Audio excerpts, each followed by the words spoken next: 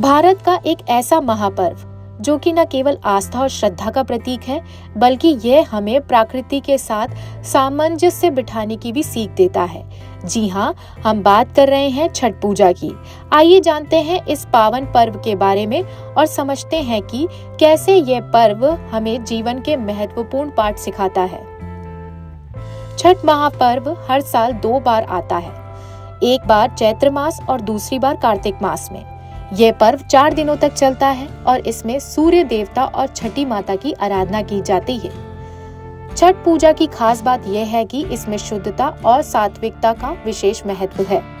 छठ पूजा की शुरुआत नहाय खाए के साथ होती है, जिसमें व्रती शुद्धता को ध्यान में रखकर शाकाहारी भोजन ग्रहण करते हैं। खरना के दिन पूरे व्रती पूरे दिन उपवास रखते हैं और शाम को गुड़ और चावल से बनी खीर का प्रसाद तैयार करते हैं। छठ के तीसरे दिन अस्ताचलगामी सूर्य को अर्घ्य दिया जाता है।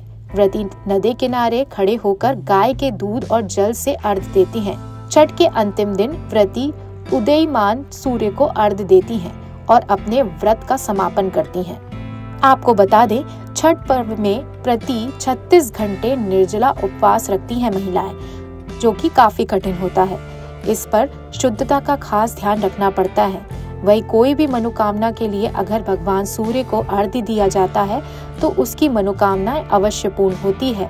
महिलाएं संतान प्राप्ति और संतान की दीर्घायु उम्र के लिए छठ पर व्रत रखकर माता छठी की आराधना करती हैं। ज्योतिषाचार्य बताते हैं कि मनुष्य के जीवन में जो मनुष्य जब जन्म लेता है तो जन्म के साथ ही 3 ऋण उसके ऊपर रहते हैं।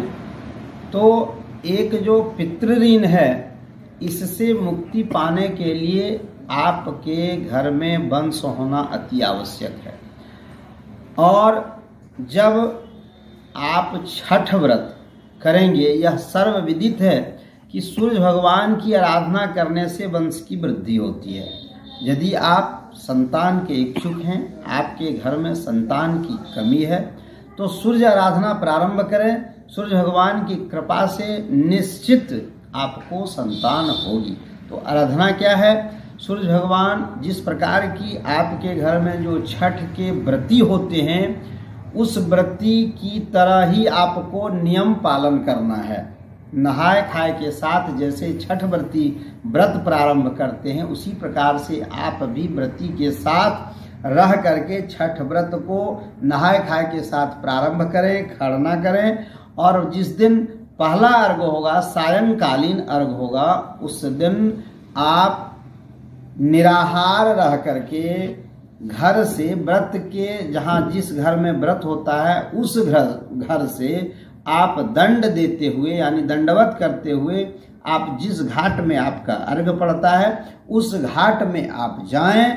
और उस घाट में जाने के बाद आप जब तक अर्घ पड़ेगा तब तक अर्घ के समय आपको हाथ जोड़ करके सूर्य भगवान से यही निवेदन करना है, हे सूर्य भगवान, आप हमारे वंश में एक पुत्र दीजिए। पुत्र की याचना करना है, तब तक खड़ा होकर के हाथ जोड़ करके मन ही मन याचना करना है, सूर्य भगवान हमें एक पुत्र दें, जिससे जब मेरा पुत्र होगा, पुत्र बढ़ेगा, तो आपकी पूजा भी बढ़ेगी।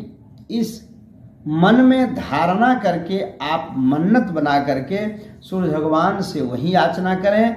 और प्रातः कालीन जब अर्घ होगा तो उस समय भी वही नियम करते हुए आप सूर्य भगवान को अर्घ प्रदान करें। तांबे के लोटे लें, उसमें थोड़ा सा लाल चंदन डालें, केसर युक्त चंदन होना चाहिए। लाल केसर युक्त चंदन उस लोटे में डाल करके और एक फूल अड़हुल का लें, लाल फूल लेकर के सूर्य भगवान को नदी में अर्घ दें। और अर्घ दे करके यही याचना करें कि प्रभु हमारे वंश में आप एक पुत्र प्रदान करें, मैं आगे से छठ व्रत करूंगा। ऐसा नियम करके आप यदि याचना करते हैं तो अगला छठ तक आपकी मनोकामना निश्चित रूप से सूर्य भगवान पूरा करेंगे। यह विश्वास के साथ आप उनसे याचना करें तो निश्चित रूप से आपको संतान की प्राप्ति होगी। देवघर के ज्योतिष आचार्य बताते हैं कि छठ पूजा के दिन भगवान सूर्य देव और उनकी बहन छठी मैया का पूजन किया जाता है। कहते हैं कि इस व्रत को करने से संतान की लंबी उम्र और अच्छे स्वास्थ्य का आशीर्वाद मिलता है। वहीं निसंतान दंपति भी संतान प्राप्ति की कामना से ये व्रत करते हैं और मान्यता है कि छठी मैया के आशीर्वाद से उनकी मनोकामनाएं भी पूरी होती है। छठ पर्व की शुरुआत में नहाय खाए से होती है और फिर अंतिम दिन उगते सूर्य को अर्घ देने के बाद व्रत का पारण होता है। अगर आप भी छठ महापर्व मना रहे हैं तो पूजा के दौरान छठी मैया की आरती अवश्य करें। इससे छठी मैया प्रसन्न होती है और हर मनोकामनाएं पूर्ण होती है। लोकल 18 देवघर से परमजीत सिंह की रिपोर्ट। इस वीडियो में दी गई जानकारी ज्योतिषाचार्य अनुसार है। लोकल 18 इसकी पुष्टि नहीं करता है।